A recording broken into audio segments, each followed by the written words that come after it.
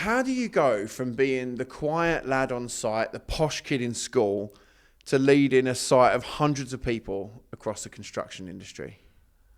Yeah, I think when I was a youngster, I was a quiet lad, and I think, to be honest, it's come out later, I was actually a bit of a suppressed extrovert, really.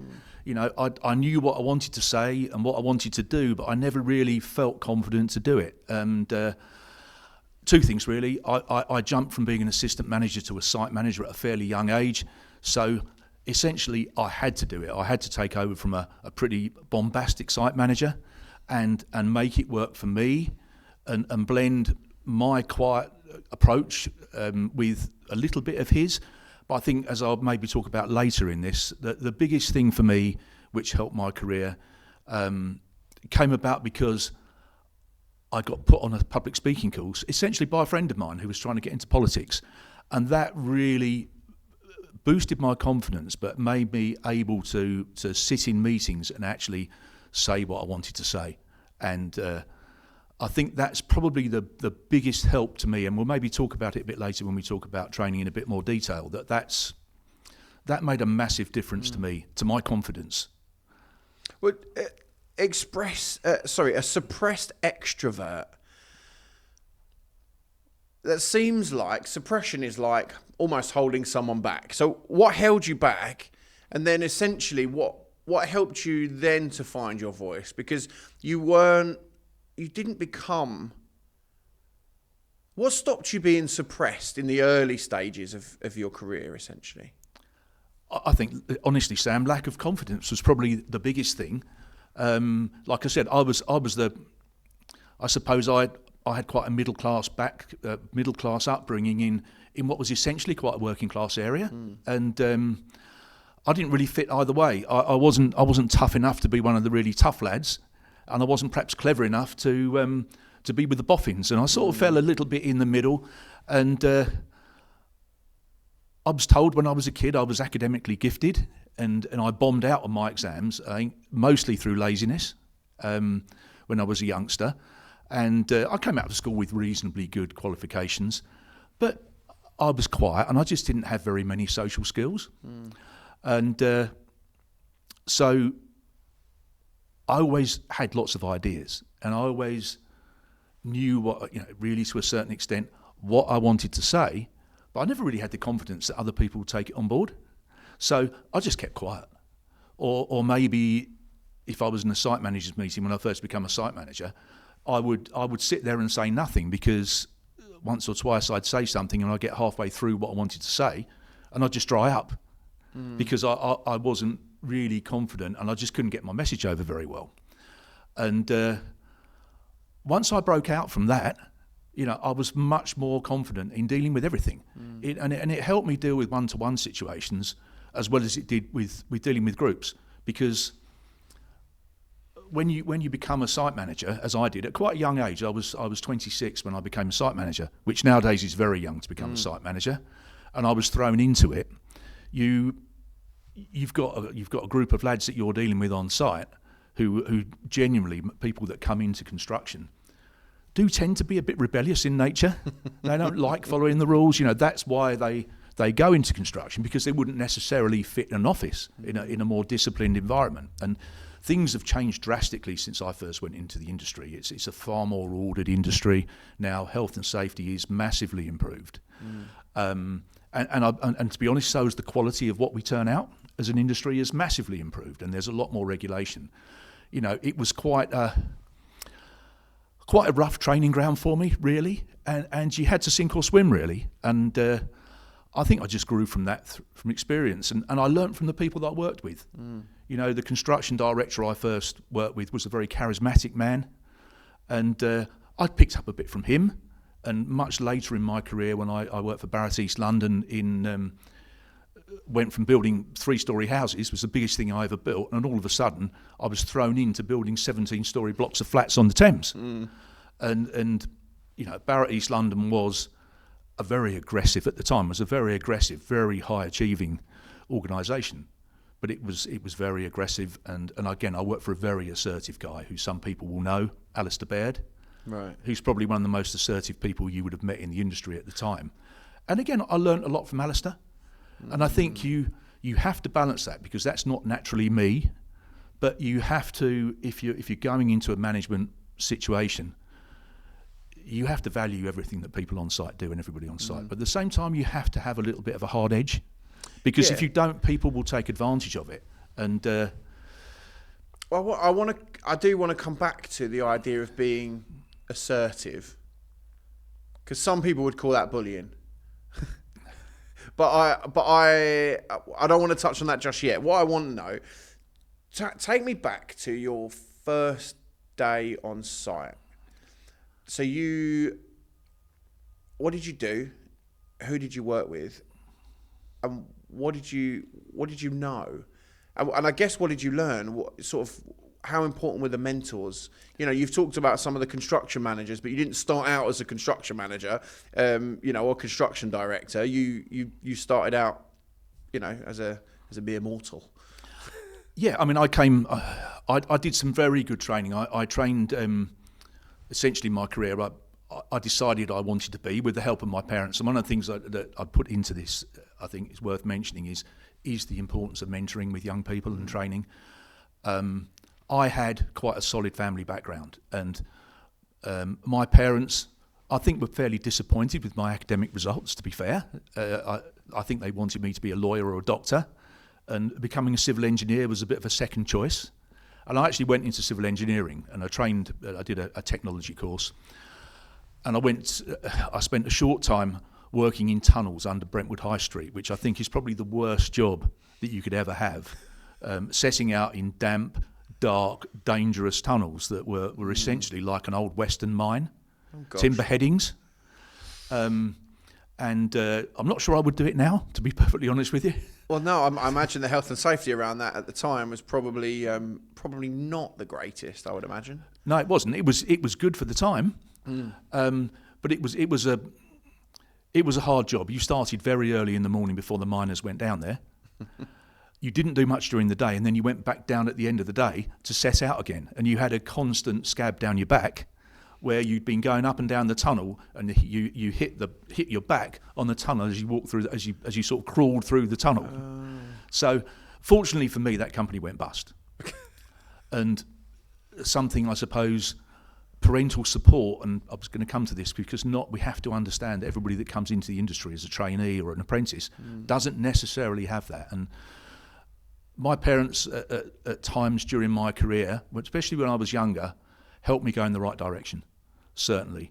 And the company that I worked for went bust, and it was my parents that persuaded me to go back to college, essentially to uni, and to do a building management course. And I was actually late applying for that course and rejected. My dad got in touch with the principal at the college and talked to him and persuaded him to take me on. And that was the start of my career in the industry, I suppose. So that's where support comes in, and I think we have to understand that not everybody gets that. And so that when you've got trainees, they haven't necessarily got that. My mum and dad made sure I got up for work in the mornings and I got out on time. And not everybody has that. So, first day on site, to answer your question, Sam, rather than wander off in a different area. It's really good to have a sort of a holistic view. And you have a real breadth of knowledge in the industry, and that's one of the reasons that I wanted to sit down and have a chat with you. Also, because you've trained some of the people and worked with some of the people that I look up to in the industry, like Bill and Gary, and you work with Gary's dad, Sid. And I work with Sid, yeah. Yeah. And which is essentially one of the reasons why I have a job, because Gary got into it because he had a supportive set of parents, and Gary Staines, for people who are watching who don't necessarily know what I'm talking about, but he had supportive parents, and like yourself, and your parents wouldn't allow you to be in the Monday club. The people who just can't be asked to turn up on a Monday morning because they've spent all their wages over the weekend, lived like a weekend millionaire, or and you got your first sort of go out because your dad supported you and phoned up the college to get you the apprenticeship or the training opportunity that you wanted. And you are right. People don't necessarily have that these days. You know, the family. I, talked on a podcast a few weeks ago about the family unit, and a lot of the time the family unit is disbanded, and people don't have people to turn to and talk to and have the support of. So it's all relevant, but when you've got there, fortunately you've got the background and the family and the support. But on day one, what were you feeling? Well, I'll tell you what, on day one as a site manager, because I took a jump from being an assistant, and probably before I was ready for it, to be honest, but I took that jump, as I have done a few times in my career. The first thing I did is I parked my car away from the site, because I had an old banger, and I didn't think it looked the right car for a site manager, so I parked it and walked about half a mile to the site so people wouldn't see what I turned up in. And that sort of image, unfortunately, for the lads on site can be quite important. And I got into the site office. Fortunately, I had a handover from the guy that was there before. And I think I just walked the site. I looked at what I had ahead of me, and I tried to plan it out in my own mind what I had to do. And I looked at the guy that I was taking over from, and I thought, I can't be like him. Because he was a big, bombastic character. He was very well known in the industry at the time. And I thought to myself, well, I can't be like him, so I've just got to be me to a certain extent.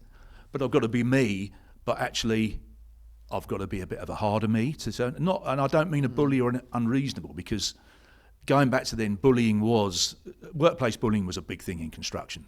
Absolutely it was. And it was almost par for the course. And that wasn't me, so I didn't try to do it. And I just tried to be a bit more thoughtful and plan out what I was going to do and try and talk to the guys as I'd want to be spoken to myself. And actually, surprisingly enough, it seemed to work. And it became quite comfortable for me quite quickly. But I wouldn't, I would happily admit that my first day as a site manager, I walked up there extremely nervous. Extremely nervous about what I was going to let myself in for, because I didn't feel I was ready for it. Do you think more or less nervous than when you walked on as essentially where you started? Because you didn't just sort of walk into an assistant manager's job, did you? You would have worked, even when you were working in the tunnels. Did you have the same feeling walking on as a site manager than you did as a trainee? No, not at all, because as a trainee, you've always got someone who's your immediate boss, and someone who essentially is going to mentor you or tell you what to do. I did industrial training with Wiggins, who at that time were a big company in Essex, and they probably took 20 boys out of my year at school, at least, to become a construction apprentices, and the 2 or 3 other lads went into being management trainees and quantity surveyors. So when you go in as a trainee or as assistant, you've got someone else there telling you what to do. When you go there as a site manager, it's a very lonely position. You're in charge. You're the managing director of your site. And you have to take that view that you're the managing director of your site. And very quickly, I got to the point where I didn't want my contracts manager coming down and telling me what to do, because I felt I could run my own site. And you want to run your own site as you want to do it. And you have to make the decisions, and you have to get used to doing that fairly quickly. I think if you're going to be successful. I think nowadays there's more support. There's definitely more support. Contracts managers get more involved. But certainly in my day, you were thrown out there and that's it, get on with it. Sink or swim, I'm afraid. For sure. You've had mentors, supportive mentors and supportive parents. How do we give the same support now to young people who don't have, well, not even young people young in the industry who don't have that? How do we foster that sort of relationship with new people in the industry? I think it is difficult, and I think the construction industry is very different from school or from college. And I do see what Gary and Greenie are doing with Site Ready, and I think that's exactly the right approach, because you have to have the discipline there. They have to know that there are some rules that they have to abide by, and you have to have the discipline. They have to turn up on time. They have to do the health and safety, and that has to be a non-negotiable, really. But I think you've also got to accept that they haven't necessarily got mum or dad that's waking them up for work in the morning. And I think it's a very difficult line to draw between support and doing too much, because I think if you do too much, they become then dependent on you. And I think it's a difficult balance, and it's probably you have to deal with them all as individuals, because different people have got different needs, and you'll have people coming in that thrive straight away, that have got good self-discipline and possibly good background at home, or possibly they're just stronger individuals. But you will have other people who will need some help along the way. And I think as well, particularly with youngsters coming into the industry, a lot of people at 16 or 18 really not sure what they want to do going forward. I was a late developer, I think. I went back to college when I was 20. Both of my sons had a year out at some stage between college and further education, or college and a job. And I think that did them the world of good, because I think it just lets them grow up a little bit more and have a little bit more focus when they actually go into work. So I do think kids need some sort of break between school and work. But I think you have to support them, and I think you have to deal with them as individuals and try and figure out each person and what they need and how much they need help. And sometimes there will be those that just don't get the discipline of it and they can't do it. Yeah. But I think it's very difficult, and I think knowing how much to support someone who's not necessarily playing the game as you want them to do it is one of the hardest choices in management, and I think it's one of the hardest choices when you're training and mentoring people.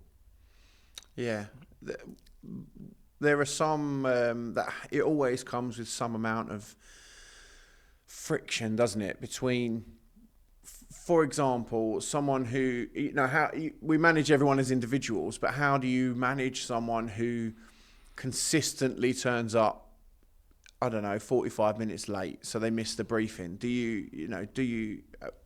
How would you sort of sort that? I mean, that's a very specific situation, but you've got 30 or 40 other people on site, and you're treating them, they all know what time they're supposed to be here. The worker is a good worker when they arrive, but they just arrive 45 minutes late every day.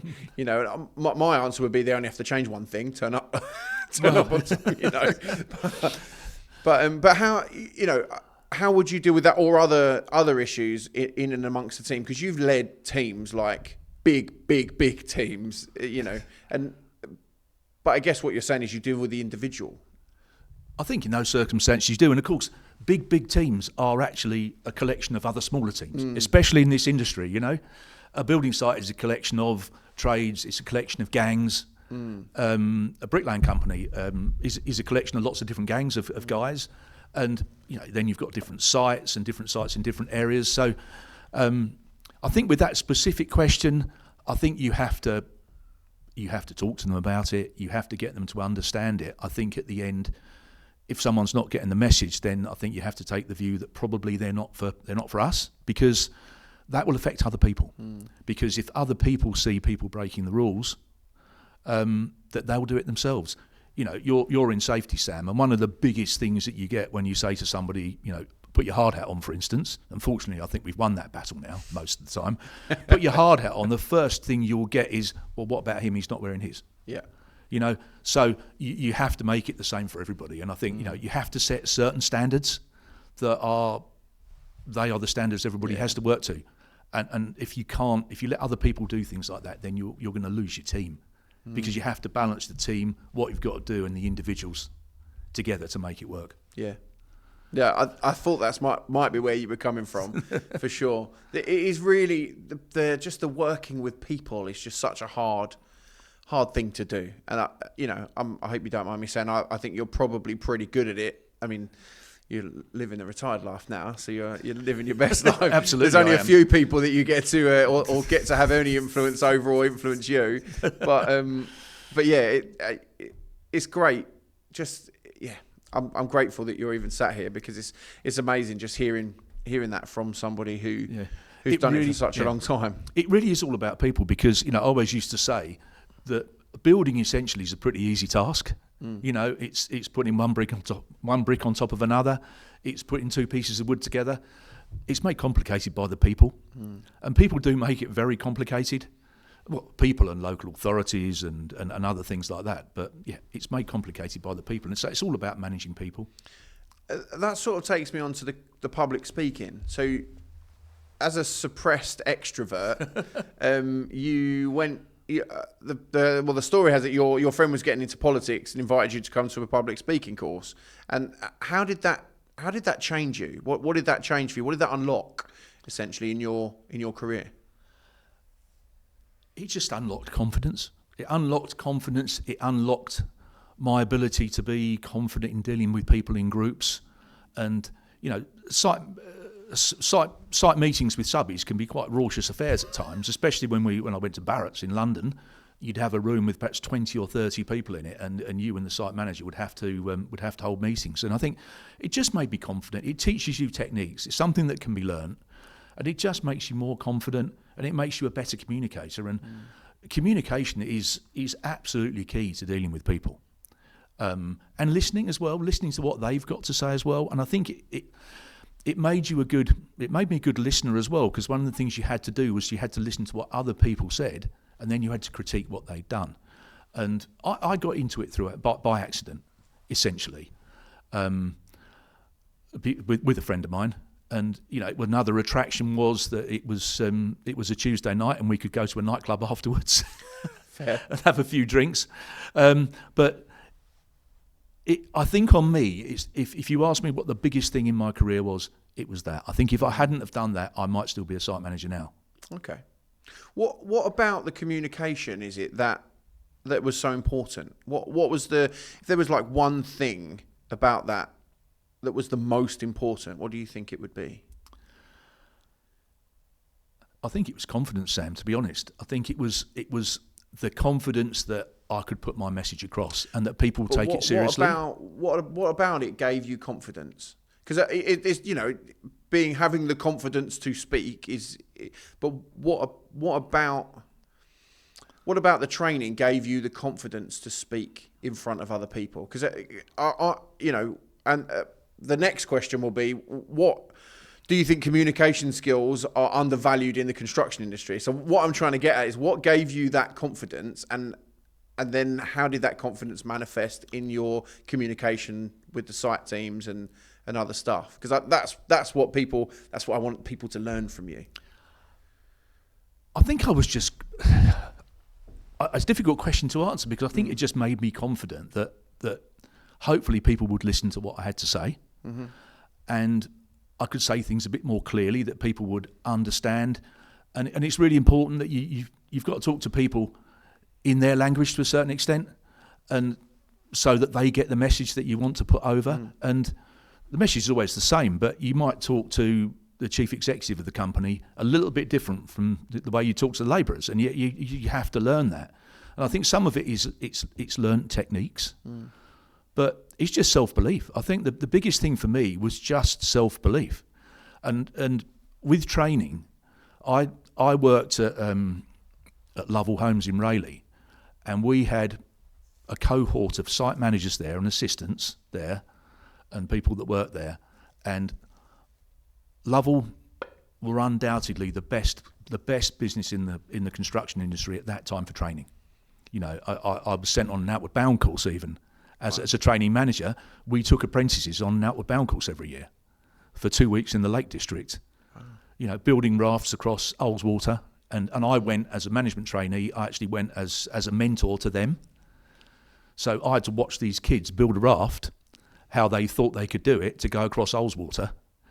And I was in their team, but I wasn't allowed to tell them how to do it or give them any advice. Then I had to travel across Ullswater on that raft. You just had to sit on a sinking ship. And it was, and the raft sunk halfway across the lake, and we had to swim back. And you felt terrible because you could have told them how to do it.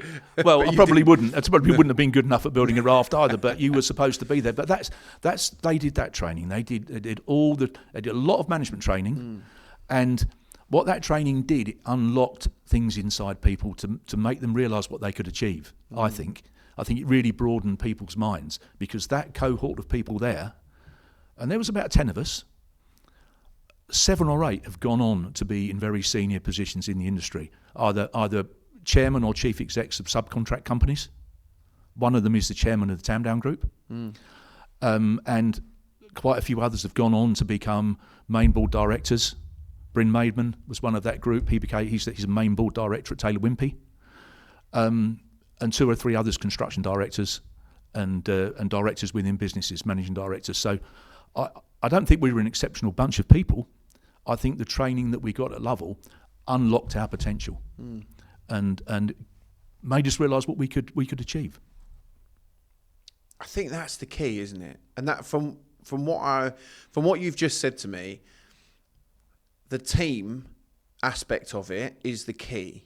The whole idea of being part of the team, taking your team away to go on an outward bound adventure thing seems like, by any standards now, as a construction director, for you, I'm sure, in fact, maybe not you, generally speaking, in business, that would seem like a gross waste of time to take, 10, maybe 12, 15 people away from sites for a week, 2 weeks, essentially what you would class as non-productive 2 weeks. Absolutely.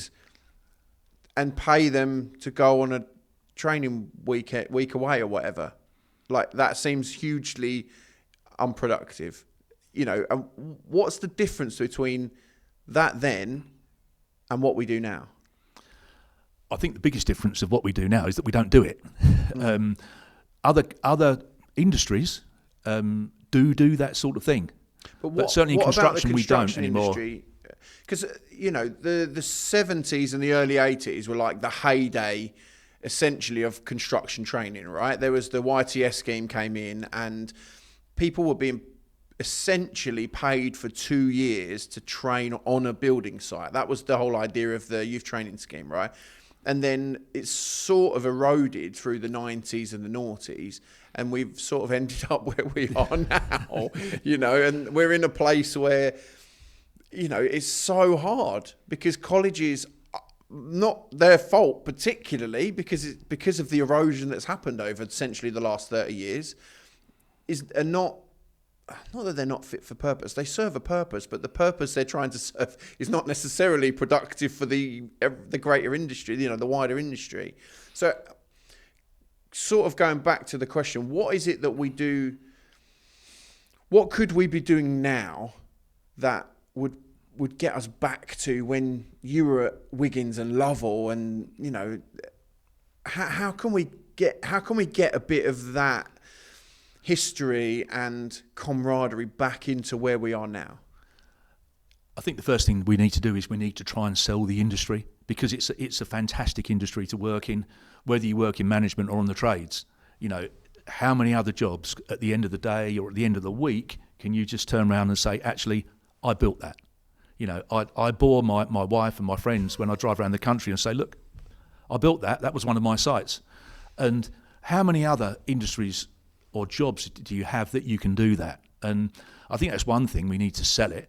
But I think everybody needs to see the value of what we need to do to train people, because we have got a very serious skill shortage in this industry. There's no way that the government will be able to build the 1.5 million houses that they want to build, for many, many reasons. But one of those reasons is that there simply isn't the people in the industry to build them at the moment. And so we really need to fast-track training people if we're ever going to achieve that. So I think funding comes into it. But I think PLC companies, the big house builders, the big construction companies, really need to show more commitment to it. When in my last role, when I was at Vistry, and Vistry were a great company, they are a great company, and Vistry are one of the better companies in the industry for training. And we would perhaps have 800 or 900 people on our sites any given day when we were busy, and we probably had maybe 10 apprentices or trainees across the whole of that. And I'm talking here about not just us, about the subcontractors.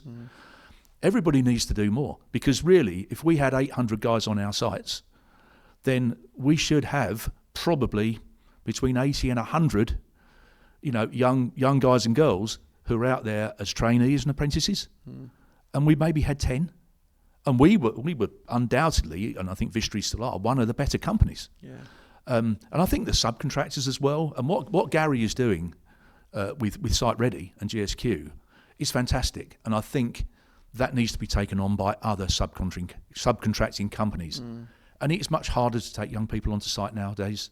You know, the old days when I started, if your dad worked in building and he was a carpenter, you'd go along and you'd become a carpenter. You know, the same with bricklayers. My granddad was a builder, and I got a love of bricklaying. I'm not a bricklayer, but I got a love of bricklaying and an affinity with bricklaying because I went to build a wall with my granddad when I was a youngster. And that, to a certain extent, has gone. And I think with the safety rules around young people make it difficult to bring people under 18 on site. That's really something that we need to try and address. And building sites, we just need to sell it, because building sites, they're not dangerous places anymore, generally. They're pretty good. You know, the welfare, the canteens, the toilets and everything like that are much, you know, they're as good, hopefully as good as you can get now. And it's a great environment to work. And the camaraderie amongst the guys on site is quite often is fantastic. And it almost carries on from the school playground to a certain extent, and they get a level of camaraderie there that you won't get, and banter that you won't get working in an office. And I think it's such a great opportunity for people.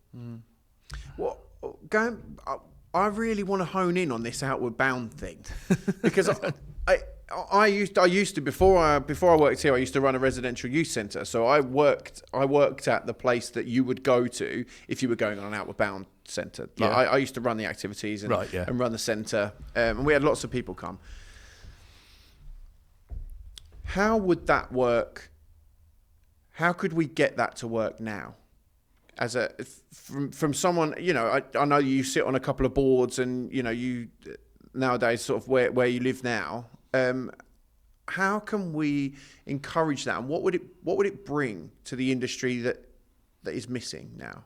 Because we've just talked about the camaraderie and of site and stuff like that, and you know, I've talked to other people about, you know, some of the people that I've talked to, the people on site have literally saved their life. One of the guys a couple of weeks ago, Justin, had actually someone come and save his life. He had a really bad accident and someone saved his life. But, you know, the conversations that happen and the relationships that are built, and maybe we'll touch on it in a little while about, you know, how dealing with grief and things like that on site. But how do we get a bit of that? What would an outward bound trip give someone now that it did 30 years ago?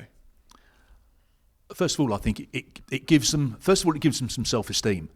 You know, we had some when I did it, and I know Bill Guyver, who works for GSQ, he did the outward bound course.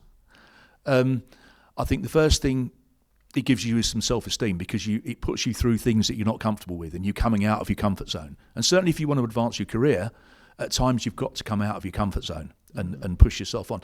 But it takes people out of their comfort zone. When we did it, there were no mobile phones there. It teaches you to work in a team. You know, you have to, if you're going to build a raft, or you're going to cross a gap and build yourselves a bridge, and probably from a safety point of view, some of the things we did then you wouldn't do now.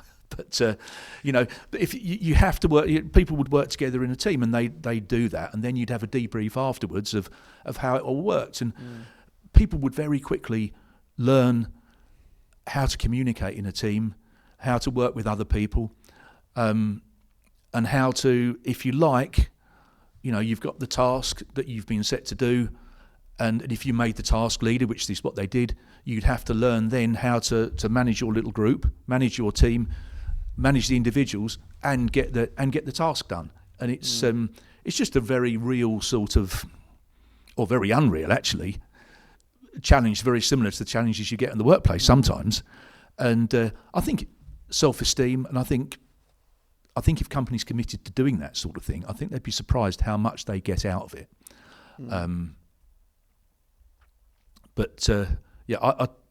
It did a lot for the people that did it when I did it, for sure, and the people that went on that course. I think it would now.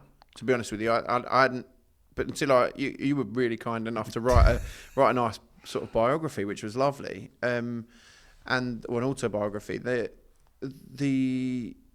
thing I get about you is working with other people. That's like the togetherness that you work with other people is absolutely incredible. Site Ready Solutions, we've talked a bit about Site Ready Solutions, have what we believe is the answer to what the skills gap is, and that is essentially teams, people working together. If you had to plug the skills gap and you had a magic wand and you could wave it and you got what you wanted, what would your solution be? What would the solution be for you? I think what I'd like to see is to really do what Site Ready are doing and expand that across the country. And I know there's a little bit going on with the NHBC at the moment to try and do more of that.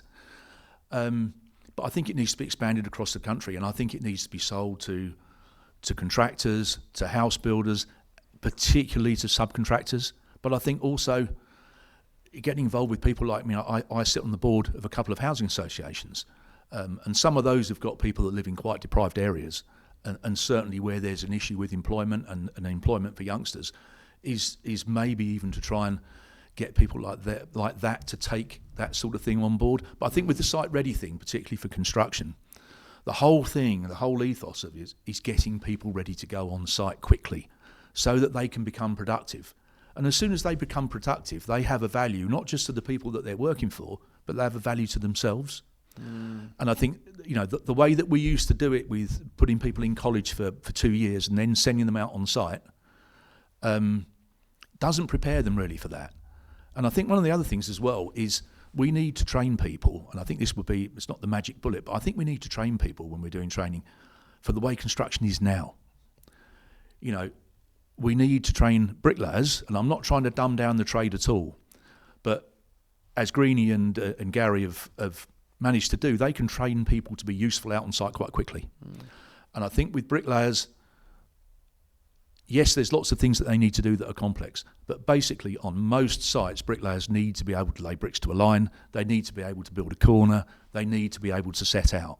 If you look at carpentry, people need to be able to fit a door set and a staircase and to fit composite joists. And I think we need to train people quickly for what they actually need to do when they go on most sites. And appreciate that isn't trying to dumb down the trades, but I think we need to fill a gap and we need to get people there that can be useful, and then they can learn that on the job. The rest of it they can learn on the job as they need to do it. Because as soon as they go out on site and they're doing something productive, they're going to start earning money. And that, to all young people or people changing, I think very importantly, you've got to think about people that are changing jobs, not just young people. But once they start earning money, then they start to get some, not just job satisfaction out of what they've built, but actually some satisfaction about what they're taking home and what they're taking to their family. Yeah, that's a really, really lovely values-based way of looking at it, because that is half of the problem. Is that we've got a bunch of people in this country who don't feel very valued. Whether that's because people are telling them they have no value, whether that's because they don't get paid enough to feel that they get valued, whether they don't have people around them that give them that value. And actually, building sites can give you all of those things. They give you literally just said, it gives you confidence, it gives you people to be around, it gives you the ability to have a laugh, the ability to get through things that you wouldn't ordinarily sort of get through. And I don't want to dwell on it too much, but you went through a really tough time, sort of 7-8 years ago, and maybe talk to me a little bit. Maybe talk to me a little bit about that, and sort of, if as long as you sort of don't mind. I know that. No, not at all, Sam. I had a I had a fantastic family and a very happy family, two lovely sons, and I had a fabulous wife. And at 25, she had kidney failure, and she was lucky enough to get a kidney transplant. She was in a situation where she wouldn't have lasted very long on dialysis. And that kidney lasted for 19 years, which is quite a good return for a transplant kidney. It packed up when she was in her mid-40s, and I was fortunate enough to be able to give her a kidney from myself, because we were a good enough match. We weren't a great match, but we were a good enough match. It didn't last as long as the first one, but that gave her essentially about another 12 years. But I lost her 7 years ago, and that's something really, really difficult to cope with. She had a very difficult last year. She was the loveliest person in the world, and we were the happiest couple. And I lost her, and obviously it's a very, very difficult time for me and for my family, and we had a close group of friends. And I think maybe the reason we mentioned this is one of the things that helped me get past that, because obviously it's a devastating thing. It was everything to me. One of the things that helped me get past that actually was going back to work, because in your family life everything's changed. In the life with your friends, everything has changed. It's not the same. But actually, when you go back to work, you go back the first day and everybody is telling you how sorry they are that what's happened, and very genuinely. And by probably day 2 or day 3, it's, well, I'll tell you what, Mark, we've got this to do. Can you get on with this? Can you get on with that? And it just, it filled my time. And to be honest, at times, I didn't want to go home. But throwing myself back into work, I had support from my family and had support from my friends, but actually throwing myself into work, keeping myself busy and giving myself something that really tested me and giving me things to think about, certainly helped me get over that. And if I want to give a couple of shout-outs here, one is that my wife got probably another 30 years due to people donating kidneys. And the first thing I would say as a shout-out here on people watching this podcast is please carry a donor card or make your wishes felt that you, if you're comfortable with it, that you want to donate, because so many organs are lost through the time it takes to get authorisation for things to be donated. And the other one is to donate to kidney research, because there's lots of charities out there, and they're not the first thought for everybody, but a life on kidney dialysis is not great. It's a life, but it's not a great life. And if people can put a little bit more money into kidney research, that will help solve problems for those people. I think another thing I did a parachute jump for charity, and I raised a big amount of money for something which I did not enjoy. No. I have to tell you, it looked great. Well, I'll tell you what, they'd have to. You raised just over £200,000. No, 20,000. Sorry, 20,000. Thanks to the generosity I must have put an extra zero on my. No, I wish I had. No, I raised about 20 grand, and that was thanks to the generosity of friends and family, but also to the subbies within the industry. You know, they were very, very generous on that. And again, you know, that helped me move on a little bit, I think, and helped me come to terms with it, because I felt I'd done something good had come from that. But yeah, it's a difficult time. You know, I've been very fortunate. I've got a great family around me, some great friends, and you know, relatively soon afterwards, I did meet someone who's my wife Maria now, who's made me very, very happy. So yeah, I have a good life, but yeah, I've had some difficult times. Yeah, and you know, you couldn't speak. We had a conversation before, and you couldn't speak any more highly of your family, and I love that, because they are obviously your number one priority, and always have been your boys and their wives and their kids. You know, and it's such a great. It's amazing how you talk about them, and I could feel it just when we were having a conversation in the coffee shop, and it's great to feel that. And you know, you said some days you didn't want to go home, and it wasn't because of that, because you had the most incredible sort of support network. It's because you also had such a great work life that you could stay there. You know, and there's a bit of both in that, isn't there? You know, I really like how you talk about both of those. Essentially that holistic support network that you have in an incredible family, but also which sort of had a big change, but also a work life which was essentially like staying the same. Which those two things feed together, which is sort of a really nice. The work life stayed the same. And if I look back, I don't think I supported my two sons as much as I should have done.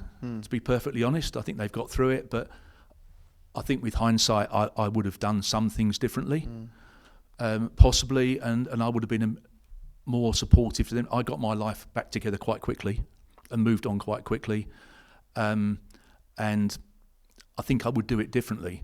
Having said that, I would certainly be with the same person that I'm with now, because I have a fantastic life. Yeah. And I'm very happy with Maria, my new wife. But that doesn't change how much I love Jackie, my first wife. Yeah. Of course, I think one really good analogy someone gave me is that if you've got two children and you have another child, that doesn't ever mean that you love the other two less. You just bring someone else in that you feel that way about as well. And I think that was a great analogy. Yeah. And you speak so lovingly of everybody that you're why wouldn't you? But difficult times show who people are as people, and it's big of you to say that you maybe would have dealt with it differently, because you only get one chance to deal with something in the moment, and you only have that moment, and you do the best that you can in that moment. But in hindsight, it's big to be able to turn around and go, do you know what? Maybe I could have done that a bit differently. But it doesn't mean I love anyone any less, and I want to spend any less time with them. It just means that I could have done it in a different way, and you only get one shot at right now. And the biggest thing is with all these things though, Sam, and with management, no one gives you a book of what to do in life. You have to do what you think is right at the time. Yeah. There's no book for these things. There's no things that tells you exactly this is what you've got to do. No. And one of the real big things in the grief situation is people honestly don't know how to handle it. People will sometimes think, people in a grief situation, I think, will often think that, well, people haven't really helped them as much as they should be and empathise as much as they should be. But a lot of that is because they just don't know how to deal with it and how to manage it and what to say. And sometimes so it's better just to say nothing. And I think it's very difficult for the person in that situation, but it's also very difficult for the people around them to know how to deal with it, because obviously they're also... Lots of them are in a lost situation as well, but then other people who are not involved are really it's difficult. No one tells them what to say, so it's quite difficult for them. And actually, the best thing for me was just to get back to work, and just the one part of my life that hadn't changed was just to get on with that. And get on with that. And fortunately, we were incredibly busy at the time, and I'd had virtually 6 months out of the business. And again, Vistry were fantastic during that period of time with me. Very, very supportive. And it helped me that I loved the job. I've always enjoyed the job. I never thought of it as work, really. It's just what I did. And that really helps you like the job as well. Yeah. It's incredible to have someone who loves. You've just got such a love of life. Whether that's your family life, whether that was your work life, and now your retired life, and your new wife, your new wife, which is just it's so incredible, and it's infectious as well, Mark. I don't know if you feel it, but I feel like, I want to go home and give my wife and kids a bigger hug because I've had a conversation with you today, which is just, and I hope that everyone sort of watching or listening to this gets that feeling too, that. Give everyone that and love and want to be around that extra squeeze, because just because, not even because you might lose them tomorrow, or you might have to look after them for the next year, or whatever it is, just because. And that's you seem like a just because guy. I want to do something absolutely. Just because. Yeah, but absolutely. But I think as well, the fact that Jackie had a health issue and led a bit of a charmed life, to be honest, to be around as long as she was, it also helps you put work in perspective. And it from a work point of view and from a professional point of view, it allows you, it puts that in perspective. At the end of the day, and I made a few jumps in my career and took some quite big risks in terms of job changing, it's only work. And people who are watching this don't read into it that I didn't feel conscientious about what I did. But at the end of the day, it's only work. And there's a lot of things in life that are far more important than work. And you have to keep that in perspective. And if you get that in perspective, I think it really helps you. I mean, there's a lot of people in the industry, Sam, that have achieved a lot more than I have, So I did okay, but there's a lot of people who've done a lot more than me. And I think who've got a lot more, who could put a lot more value in some of these discussions than I can. But yeah, I think it's about the journey though, Mark, really. Come on. And that's the key, really. I love the journey. I love talking to people about the journey. it was a difficult journey, that period. How do you lead now? Or do you lead in a different way now, having been on that journey? How has that changed your leadership style, if at all? I think my style's changed throughout the whole journey, if you like, right from day one, because you never stop learning. You know, one of the things when it comes to talking about training, and I was lucky to get a lot of it, is that used to really annoy me, is people that don't turn up for training courses and people that try and avoid them. You know, the perfect example is we run a time management course, and then you've got people that say to you, I'm sorry, I haven't got time to do it. you know that tells you everything you need to know. But you keep on learning, and I've learned from the people that I've worked for. I've learned for the people, to be fair, I've learned for some of the people that work for me. You know, some of the site managers, some of the subcontractors. You look at the way that they manage things and the way that they do things, and I've learned from them. You know, big learning from some of the people that I've worked with. I learned that if you're going to go into site management, you have to have a little bit of a hard edge, because you know there are certain things, particularly around health and safety and things like that you have to make sure that people comply with, and you have to have a hard edge. And if you don't, then people will take that as a weakness.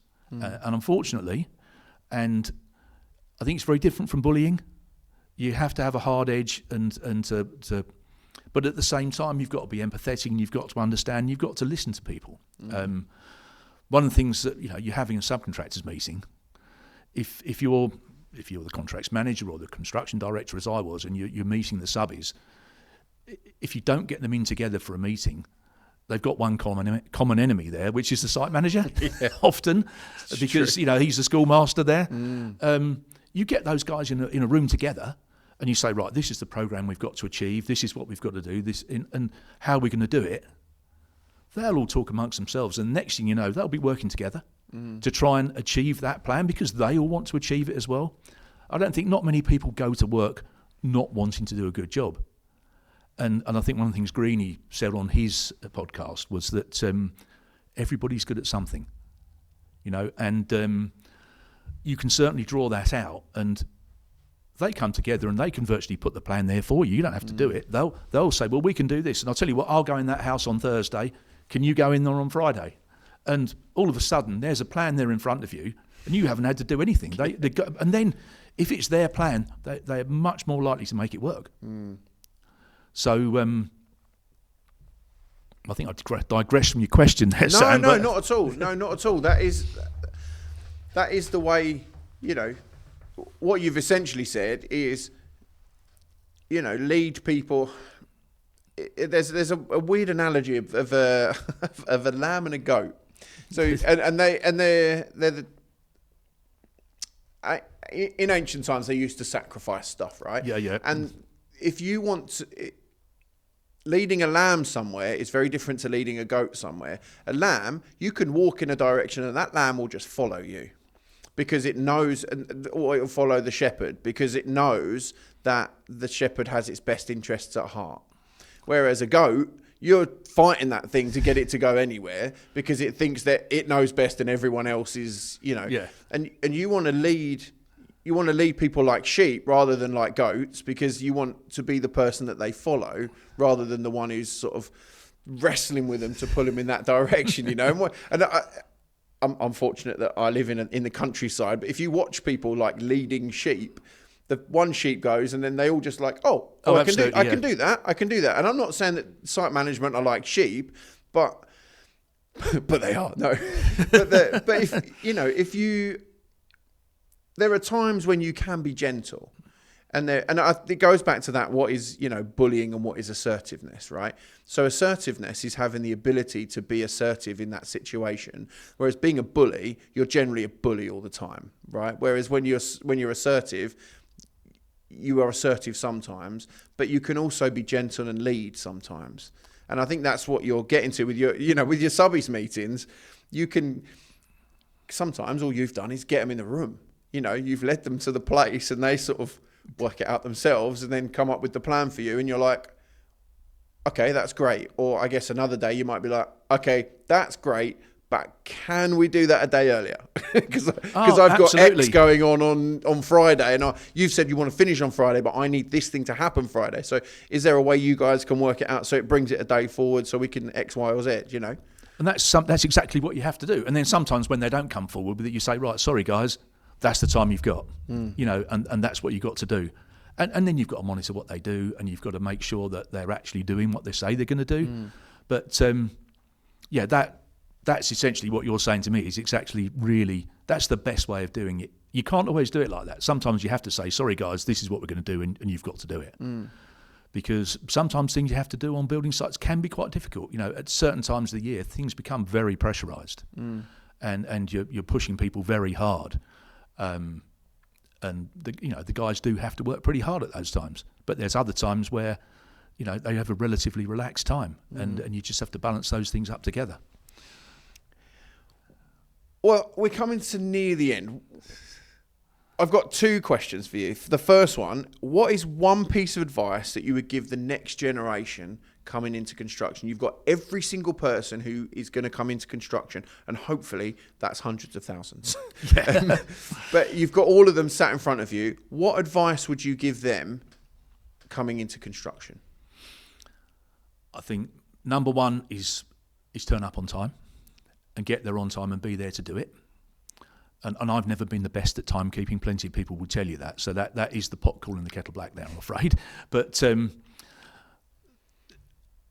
I think it's to listen and learn, and to listen to people, and learn from the people that have got a lot more experience than you, and pick up what's good and what's not good from them, and really learn, and then do what's right for you. And I think that's the same as to whether you're going in learning a trade or whether you're training for management. And I think it's believe in yourself, because I think the people that get to the top in businesses are quite often they're not necessarily the cleverest people. They're the people that took the chance. They're the people that are willing to make the jump sometimes, and they're the people that took the chance. And it's the same if you're a tradesman and you start becoming a subcontractor. It's making that jump and believing in yourself. But listen and learn, I think, is the most important. And be safe. Yeah, you don't have to say that just because I'm here, but it does help. That's very true. It certainly does help. I'm really interested the jump, because there is an analogy there of when you jump, you sort of have to have the belief that you're going to land somewhere, Yes, absolutely you right, know, yeah. safe. And I guess for you have made some big jumps. What was that? Was that hard? It was, because I think the biggest thing is people said, I got advice from other people say, oh no, well don't do that, you know, you're not ready for that yet. I think my biggest jump was being an assistant manager with TJ Evers, who were a good company, and I don't think I was a particularly good assistant manager, in all honesty, and taking the jump to becoming a site manager. That was the biggest jump for me. And part of the attraction of that actually was I'd get a company car and more money. And I thought it was worth that risk. And I took the jump, and to be honest, I probably blagged it for the first couple of months a little bit, and I learnt very quickly on the job, and I settled in quite quickly. The jump from being a contracts manager to becoming a construction director wasn't really a big jump, I don't think. I didn't find that. Lots of people say that's a big jump. I didn't find it, because what I always tried to do as a contracts manager was to do the construction director's job where I could do. When I was a site manager, I tried to do the contracts manager's job. I didn't want the site manager coming round and telling me how to run my job. I wanted him to come round, have a cup of tea, and go on his way. Yeah. It's quite different now, because I think contracts managers get much more involved. But I think I tried to do the as much of the job of the person above me, and get them to let me do as much of their job. And I think it's really important if you're in a role, and it's whether you're the leader of a gang of bricklayers or whether you're a director. You know, if you're a leader of a gang of bricklayers, you want to try and get those gang of bricklayers taking as much of the leadership and the management and the technical supervision of that gang as they can, because then they'll develop themselves. And it's the same thing when you climb the ladder in management. You know, you want to try and do that so that when you get the chance, you're ready for it. And I didn't find it a particularly big jump. It was I went into Bovis Homes when they were in a difficult position, and a lot of people said, don't go there. And I went there, and actually the fact that people told me not to go there was a real big incentive to go there. To prove that I could do it, and I loved it, and you know, I had a great time at Bovis Homes, and it became Vistry, and a great, very values-led company at the time to work for. Amazing. Well, finally, we have a closing tradition. If you could have anyone sitting in the same chair as you right now, talking to me, who would you have? What sort of conversation would it be? I'm going to break tradition here, and I'm going to say two people, Sam. So I want to. That's not breaking tradition. Because I will give you 10. Most people in our industry love to take one and then one more. So you take as many as you like, but two would be ideal, because then we got sort of a couple of people to hit at. I could give you 10, but two people, I think, from the training point of view and widening up what Site Ready are doing in the training side. I think Roger Morton, who's now at the NHBC, and he's heavily involved in the NHBC with training. I worked with him at Vistry for 8-9 years. Roger's a fabulous guy. He's really committed to achieving what he wants. He's ex-military, so he's got quite an interesting background. And one of the things we did at Vistry is we got involved with Help for Heroes, and we had training centres on some of our sites training people that had come out of the military, who don't always fit very well into building sites, actually. So Roger would be one, and I think that would also help push forward the Site Ready and the training side of things. I think if you want a real character from construction, you had Steve Murphy on here. Legend of the industry, Jerry Dobbs, D&B Scaffolding. I knew Jerry when he was a scaffolder on the tools, and he's now got one of the biggest scaffolding companies in the southeast. He's had a great career. He's had ups and downs in that career, I think, and I think he'd be a great character if you could get him on here. Yeah. And he's also a good friend of Steve's. So maybe Steve could persuade him to come on here. I'll get a couple of people to twist some arms. So that'd be amazing. That gives you two, but there's so many. Offline, I could give you a load more, because I think there's a lot more people that you could get in and broaden this talk away from just, you know, Brick Lane's really important, but broaden it away into a much bigger thing going forward, because I think it's a really valuable thing. Well, thank you.